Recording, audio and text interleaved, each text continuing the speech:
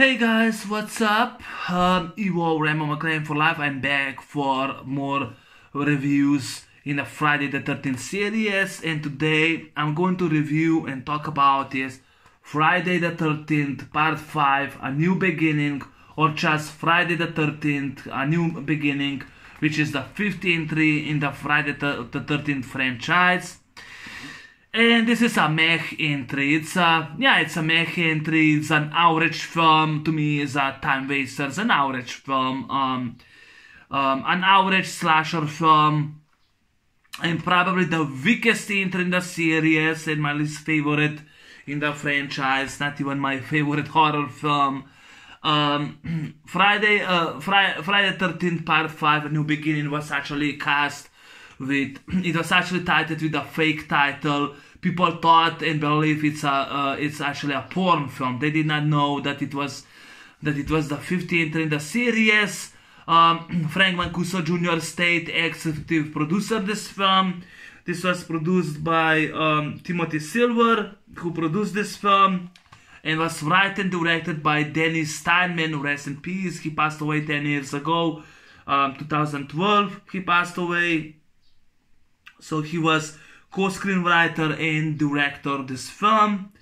And yeah, like I said, this was actually this movie has the most gore, the most nudity in the film, because people thought it was a porn film, because Dennis Steinman said that he filmed a porn in the woods. No one knew it was actually a title.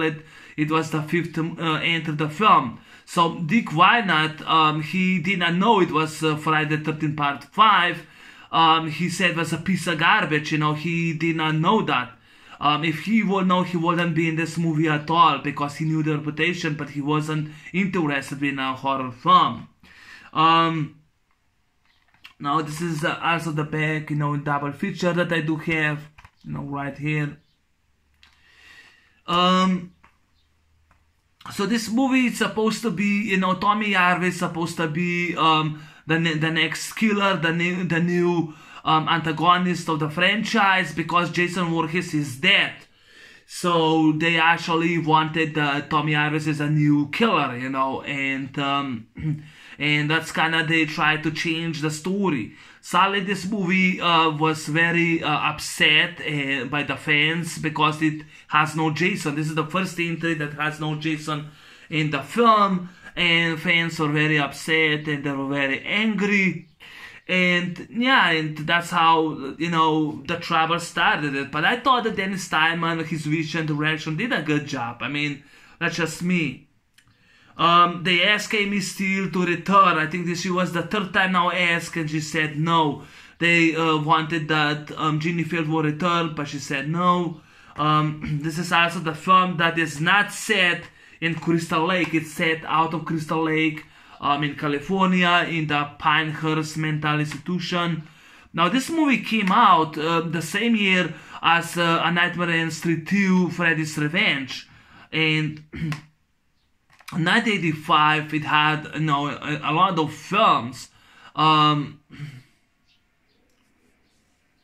This movie did have a lot of films. It also Rambo First Blood Part 2 came out, Commando came out, Death Wish 3 came out. It has Chuck Norris did 3 movies that time. He did Missing in Action 2, The Beginning. He did Code of Silence and Invasion USA. And 1985 was time for movies. And yeah, Commando, I love to death. Was my favorite. Was my first favorite action film. You know, it's actually my favorite action film of all time. Death Wish 3 came out. You know, Rambo First Blood Part 2 came out. 1985. It was the year, you know, 1985 was the year for movies that time. And I like parts of the film. I say it's a decent film. I like parts of the film, but it's still the weakest entry in my opinion. You know, it's just my opinion. The story is almost exactly as the first one. Tommy Jarvis is committed to Pinehurst Institution after the events of Part 4, because he was in shock. and and one of those patients go on a killing spree and kills this fat kid named Joey. He goes and asks him, that was named that guy Victor. He did that. Victor J. Faden. He went with an axe and he killed one of his fellow fellow inmates. He went and killed him. That's what that's in this small town. It's actually it actually spawned a new killer who gets on a killing spree and starts killing everyone around, including this mental hospital Pinehurst. Starts killing everyone. It's been revealed that this actually was Ryan Burns. He was the killer in the film. He actually was the killer in the film. It turns out that this kid who was this man decapitated by the axe by Victor J. Faden was actually his son. No one knows why he was actually hiding him. He's a paramedic in the open scene that he sees his son dead, and he blamed the hospital staff that they're responsible for the death of his son. Just like Mrs. Voorhees, Ryan Burns goes on a revenge spree. He goes and takes a hockey mask, but he becomes a hockey mask killer. He takes the form of Jason Voorhees so that people will believe Jason Voorhees is alive and he's in this town and he's on a killing spree and he's hungry. But actually, no, he blamed everyone, the mental hospital, so he went on a revenge spree, just like Miss Voorhees. We have a kind of different characters in this movie. Now, Tommy Jarvis, Corey Feldman's supposed to return for Tommy Jarvis, but because of commitment to the Goonies that time, 95, he was unavailable to reprise his role. He couldn't. He filmed the opening scenes. He only filmed in 3 weeks, in 3 Sundays that he filmed in his backyard, because that is the only day that he was actually free, because he was shooting Goonies from Monday till Sunday and till Saturday. He was busy for hours. He was busy and he couldn't come back. So he was young Tommy Jarvis, and he filmed only 3 scenes in 3 days. In 3 weeks, in 3 Sundays. Cause that's the only Sunday that he was free. I remember when he was the narration for the documentary for his name was Jason. It was Memories of Crystal Lake. I don't remember. I remember that he was. I remember when he was the narrator, he was telling about why he couldn't be in the film. So new Tommy Jarvis is played by John Shepard.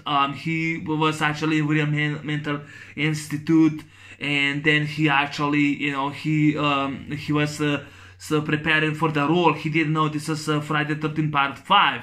And like I said, Tommy Jarvis is supposed to be a new killer. Even when the young kid, Shiva Ross, who plays Reggie, him, he's supposed to, when he finds the bodies, his room, he thought that Tommy, it all leads brings to Tommy that he snapped and that he became now the fucking killer. But it wasn't Tommy that was a killer. We found out that later it was Roy Burns dressed as a hockey masked killer in a disguise. By the final confrontation, Pam, the staff, one of the staff members, and from the hospital, Reggie and Tommy, they go and fight Roy masked killer, and they actually killed him on the end by when Tommy goes in. I think he hits his arm or he hits him on the chest, because we can see that. But the hockey, the hockey mask, he falls.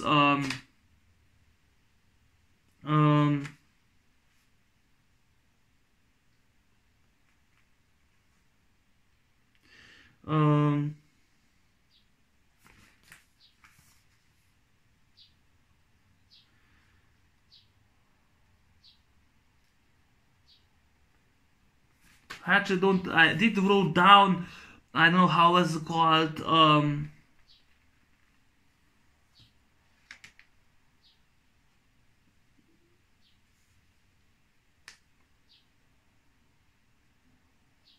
I guess I forgot to wrote down on that mid. I think he fought on the mid grinder. I remember from Universal Soldier he fought on mid grinder into his demise, his death. And by the end in the hospital, we see that someone broke the window, and Tommy in with the mask, he tries to stab Pam. That's kind of fucking stupid, my opinion. Also, if you pay attention, the mask for Jason this movie has blue stripes. It doesn't have red stripes. The open scene was actually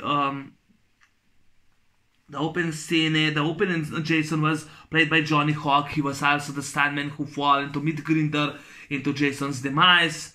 So that was him. Tom Morgan was the uncredited Jason. He did a good job as a stuntman, as a hockey mask killer. This movie is the first that doesn't have Jason in the film. Melanie Kinnaman as Pam, she said that she liked, the blue, when she was vet scenes. We'd like to see her tits, but sadly that didn't happen. I guess they didn't do that in the film. It has a good kills. It has a few nudity, good gore scenes. This guy Junior, he gets his demise by he gets a meat cleaver. He's decapitated his head. Great effects.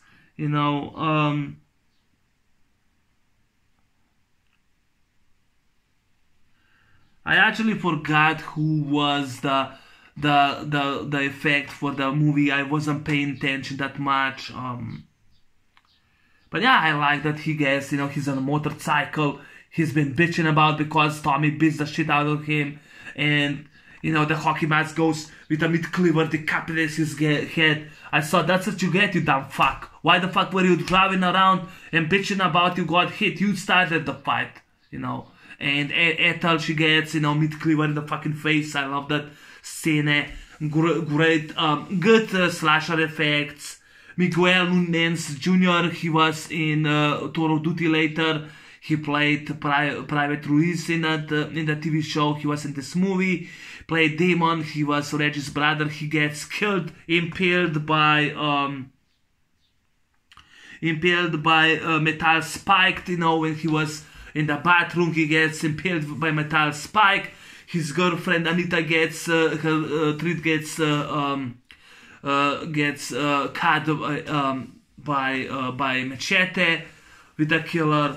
But my favorite horror scenes, yes, I like horror scenes, would be Rebecca Wood as Lana in the diner scene. It kind of reminds me on The Blob from 1988 with Shawnee Smith. It reminds me, when she plays, in the diner scene, and she plays a waitress, and this guy from Mental Staff, Billy, he waits on her, and the killer behind it goes the next. Hits Billy when he's on dope with the next good scene, a great kill. Lana shows up, and in the car she can't find Billy anywhere. She finds the dope, the smokes, and then she sees the killer with an axe. She goes out, and the killer strikes her in the chest, with an axe. We also see in her mirror her sexy tits, great boobs, Lana Woods. This is my favorite kill in the film, the franchise. Lana's kill was great. Especially love her boobs, her tits. I love that. That's one of my favorite scenes in the film. But what's I also forgot to mention Deborah Voorhees. People are scared, freak out. Her last name, and she says Jason is my husband. Oh my god, Deborah Voorhees is probably a nice lady, and she's probably a nice, sweet old lady now, but that time she was nude. Her mom didn't mind, she was fine that she was nude, but she didn't like that she gets killed on a big screen, and that's why I read it. Also, Deborah Voorhees was fired from 2 high schools when she was a teacher because of the nude scene, because students found her nude scenes and they actually texted around. She got fired 3 weeks before graduation, and she was very upset. She was not even allowed to be with her students at graduation because of the scenes. She was impaled. She played Tina, and she was impaled by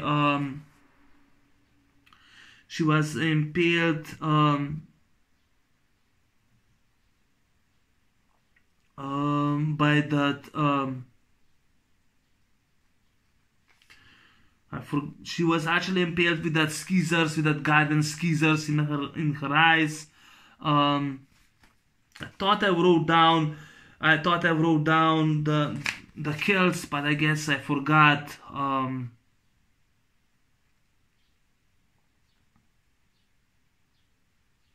Garden shears, yeah, it was garden shears.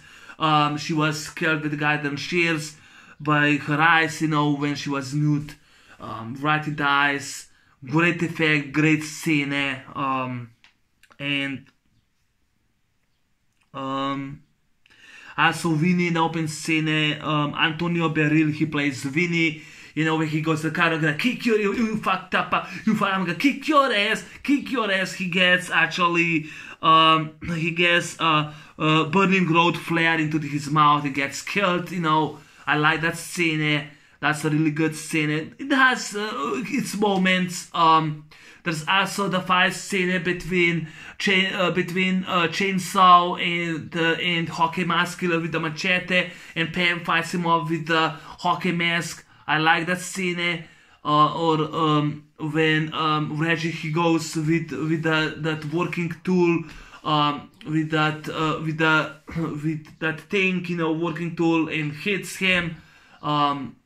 And he goes and he hits, you know, Jason, you know, he gets actually blood, everything. And I like when Pam kicks him with her legs, with her boots, you know, her heels, kicks him a few times in the mask. I like that scene. But then Tommy shows up and he's like fucked up, and he said, "Oh hey, Jason," and Jason goes, you know, and kills him with a machete, and the guy then uses the knife and stabs him in the leg, you know, but he falls down. But then he goes and kicks him with the machete. The final scene, in my opinion, the final climatic fight, in my opinion, that's just not yours, my opinion, it's a disappointment. It took 3 people to stop a fake Jason. Yeah, 3 people. It took 3 people to stop fake Jason. That's just stupid. You know, yeah, it was stupid. They could not, I mean, Tommy, Corey Feldman in part 4, he stopped Jason. Ginny stopped Jason. Even Chris Higgins stopped Jason. It took 3 people to stop a fake Jason. I mean, no wonder this movie fall down. Yeah, it made a lot of money in the box office, but it still was not what the fans are looking for. This was a kind of disappointing sequel, and I'm sorry, I said disappointing. I know people liked it a lot. It has a few fans. I mean, people say it's the best, and it's not the best, so in my opinion. This is just my opinion. The final climatic scene was kind of disappointment. The only thing that I did like was the chainsaw fight between Machete and the hockey mask killer. That was the only thing I liked it. It was a decent. And Rebecca Wood as Lana. Rebecca Wood as Lana, you know, she was a good victim. And forgot to mention Juliette Cummins, she played Robin. I love her tits. She was impaled with a machete under the bed. We already had that now the 5th times in a row in the Friday the 13th franchise. But yeah, Robin Cummins as, Juliette Cummins as Robin. I like her tits, her breasts. I like her tits. I hated Tiffany Helm as Violet. I hated her. She was a selfish bitch. She was non-stop on this music in her fucking room, all posters of the musicians. She was, yeah, Tiffany Helm said that it was difficult to learn those dance moves. Who gives a fuck, you know? And she gets then grabbed, you know, she didn't even fight back, and she gets stabbed with a machete. Fucking stupid. Yeah, there was a song, His Eyes by Pseudo Echo. His Eyes, when Tiffany Helm, she was dancing in the room. She said that it was difficult to learn those dance moves. But yeah, it was 16 scenes featuring sex or graphic violence was edited in order to merit an R rating instead of X. The film got actually the film by MPA got 9 times revisit, so they edited so the movie avoided to get X rating, so they actually got R rating. So this is 1 hour 32 minutes. It took 6 scenes they had to delete it from the movie. But yeah, it has some dead good scenes, a few good gore in the film. There was some guy who came to Ethel and asked for a good meal, and she says, "Oh, that's ugly, man." And Judah says, "An ugly man," keeps repeating her line. She says, "You're not breathe yourself." And she goes like, "I'll chop you, my friend, to pieces with her meat cleaver." I'm sorry, I was laughing my ass off. Yeah, there's a few good moments in the film. I think I respect Danny Steinman and his direction and his, because he was co-screenwriter. I respect his vision. Was written by Martin Kitrosser and David Cohen. You know, David Cohen, he was on part 4.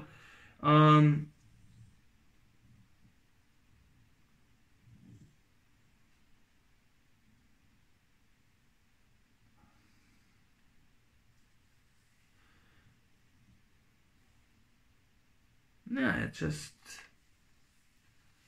this was just, I don't know, just more an average film, the weakest entry in the series. Yeah, I forgot to mention, Melanie Kinnaman and director Dennis Steinman, they did not got along. Melanie Kinnaman said that Dennis Steinman was hostile and unapproachable as director towards her. That's what she said. She said that she was uncomfortable working with him. He was, as a director, he was hostile towards them. Most of the cast didn't know that this was Friday the 13th entry because it was a fake title. Dennis Steinman said it was a porn film. People thought it was a porn film. The cast of the crew, if they will know it will be Friday the 13th part 5, they probably not took the roles. John Shepard was very disappointed to find that this was a Friday the 13th part 5 film. He was very disappointed. The fight scenes between him and Junior was disappointing. If you watch closely, that was not John Shepard, it was a stuntman. I think the guy who played Junior, I think it was also a stuntman in the film. That kind of was disappointment. To me, the weakest entry in the film, in the franchise, I like Rebecca Wood as Lana. I like her. I like her that kills, and I like Juliette Cavins as Robin. I like her kill. Those two I like, and I like the fight scenes between Melanie Kinnaman with a chainsaw against Jason, and Jason has, the hockey mask killer. He wears a machete, and they're like fighting each other. I like that scene. The rest of the movie, it's just a time waster, an average time waster, in my opinion. I like the first original movie a little more than this one. I'll put the original a little more than this one.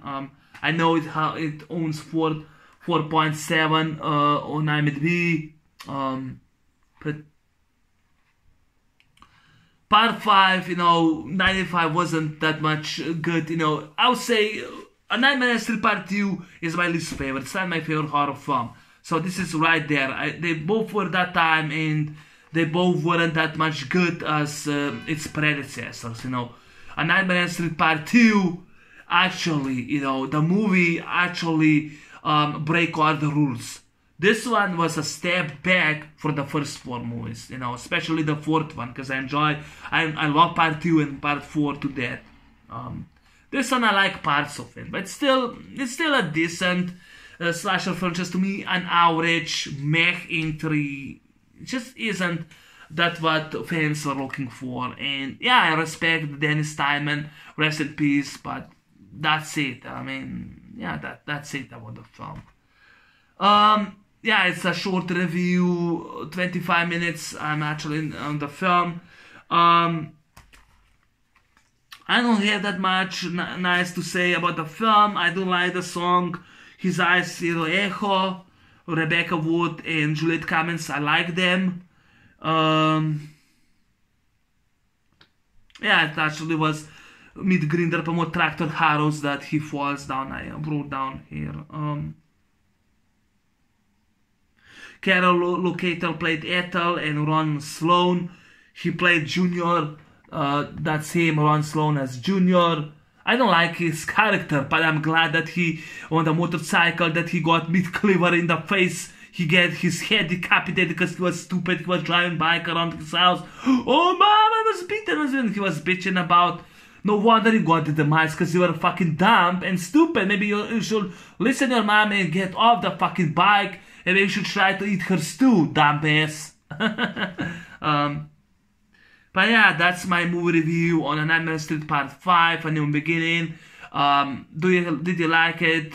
Do you hate the film? What do you think about the film? Is it your favorite Friday the 13th film or not? It has a few fans, but mine's right there. But when I came to that film, I'll talk about it. Anyway, take care. I'm out now. Peace. Bye-bye.